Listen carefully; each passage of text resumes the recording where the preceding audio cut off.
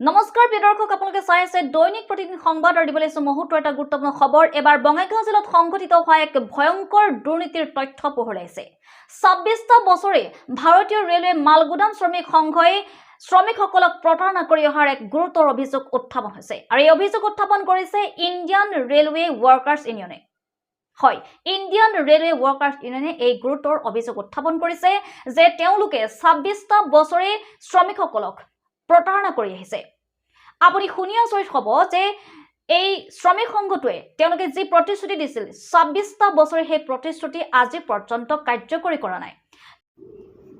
হয়, ১৯৯৮ চনৰ পৰাই ভাৰতীয় ৰেলৱে মালগুদাম শ্ৰমিক সংঘই প্ৰতাৰণা কৰি আহিছে এই শ্ৰমিকসকলক। আজি অত বছৰে যি চিকিৎসা সেৱা, শিক্ষা, আৱাসগৃহ, তৎকালীন চিকিৎসাৰ সুবিধা, কোনো শ্ৰমিক দুৰ্ঘটনাগ্ৰস্ত হ'লে তেওঁক বিনামূলীয়া চিকিৎসাৰ লগতে এককালীন সাহায্য প্ৰদান কৰাৰ লগতে শ্ৰমিকসকলৰ ১০০ কিলোমিটাৰ বিনামূলীয়া যাতায়াত ব্যৱস্থা আদিৰ সুবিধা কৰি দিয়াৰ যি প্ৰতিশ্ৰুতি আছিল, সেই প্ৰতিশ্ৰুতি আজিলৈকে কাৰ্যকৰী কৰা নহ'ল বা কৰা নাই, যাৰ বাবে আজি এই সমূহ প্ৰতিশ্ৰুতি পূৰণ কৰিবলৈ ইণ্ডিয়ান ৰেলৱে ৱৰ্কাৰ্ছ ইউনিয়ন আগবাঢ়ি আহিছে।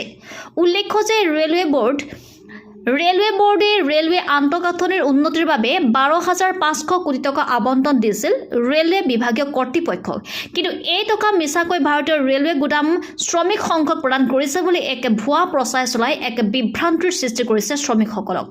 ইয়াৰ উপৰিও এই ভাৰতীয় ৰেলৱে মালগুদাম শ্ৰমিক সংঘৰ কেইজনমান তথাকথিত নেতাই চাকৰিৰ প্ৰলোভনেৰে নিবনুৱা যুৱক-যুৱতীৰ পৰা কোটি কোটি টকা সংগ্ৰহ কৰাৰ ভয়ংকৰ তথ্য পোহৰ আহিছে।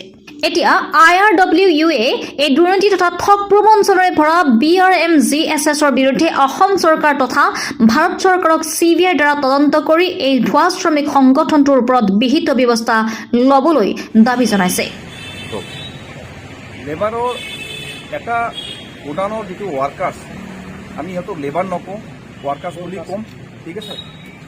ইহঁতৰ যিটো দৰমহা পাই আছে, সেই দৰমহাখন ইহঁতৰ অৰিজিনেল ৱেজেছ নহয়, ইহঁতৰ দৰমহা আৰু বেছি।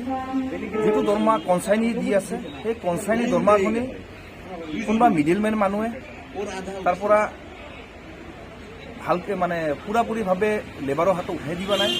আৰু এই লেবাৰৰ যিটো ৱেজেছ ইহঁতে যদি চেলাৰীৰ মাধ্যমত বেংকৰ থ্ৰুত যদি লয়, তেতিয়াহ'লে ইহঁতৰ ESI-টো পাব আৰু ইহঁতে প্ৰভিডেণ্ট ফাণ্ড পাব। ৰিটায়াৰমেণ্টৰ পিছত ইহঁতে যদি আমি ৬০ বছৰ কৰি চাকৰিটো কৰোঁ, তেনেহ'লে ইহঁতে ৰিটায়াৰমেণ্টৰ পিছত এটা পেঞ্চন পাব। আৰু ইহঁতৰ কাৰণে যিটো আমি দাবী কৰিছোঁ, RT কোটাত এডুকেশ্যন ল'ৰা ছোৱালীৰ পঢ়া শুনাৰ কাৰণে যিটো আমি সুবিধা দিব বিচাৰি আছোঁ, এইটো পাব। আৰু ইহঁতৰ যিটো 100 কিলোমিটাৰ ৰেঞ্জত অহা যোৱাৰ কাৰণে যিটো পাছ, সেইখনৰ কাৰণে আমি দাবী কৰিছোঁ। সেইখন আমি পাম বুলি আশা কৰিছোঁ। কিন্তু ৱেয়াৰ হাউচ লেবাৰে মানে আমাৰ গোডাউনৰ যিমানখিনি লেবাৰ আছে, সেই লেবাৰখনক আমি এটাই মানে কৰিছোঁ যে অনুৰোধ কৰিছোঁ, তোমালোকে আগুৱাই আহা, আমি ইণ্ডিয়ান ৰেলৱে ৱৰ্কাৰ্ছ ইউনিয়ন তোমাৰ লগত আমি আছোঁ। যিখিনি ফেচিলিটি পাব লাগে আমি তোমালোকৰ হাতত উঠাই দিবৰ কাৰণে আমি আগবঢ়াই আহিছোঁ।